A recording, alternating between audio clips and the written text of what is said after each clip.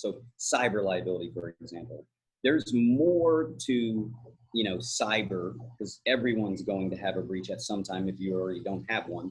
Right. And so, there's kind of three pieces to cyber. There's the security. That's one piece. We're not a technology company, so we're not going to get into that world. But, and then there's the cyber liability. So we check that box because the CFO calls us and says, hey, I need a cyber liability policy. But the third thing is, what are the processes, procedures, protocols when you have the breach?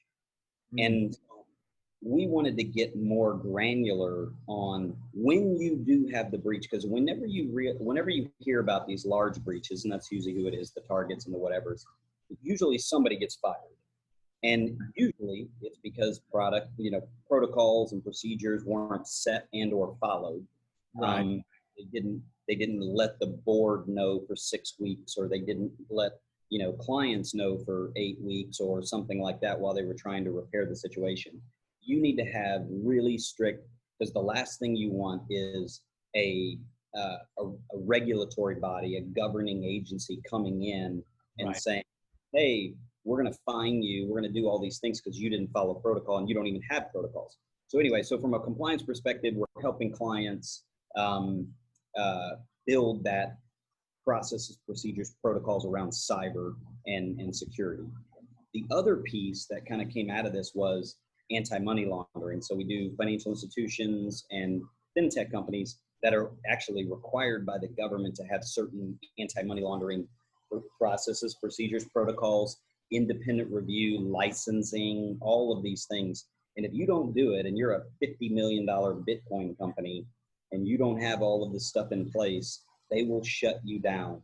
And, all money service businesses, Western Unions, all of these companies have very, very strict AML compliance.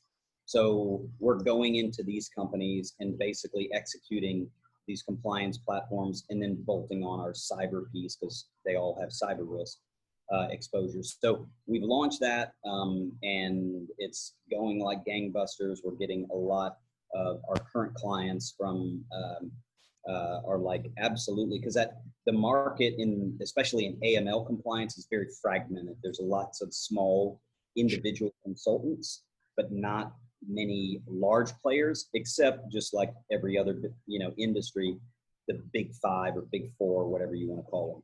But their service fees versus a smaller firm are going to be a lot different, and sometimes they won't even work with a $10 million fintech company that only has a $15,000 budget for AML compliance. And and we also do outsourced compliance officer for small banks, less than $1 billion in assets, and also fintech companies that are smaller and growing startups and whatnot.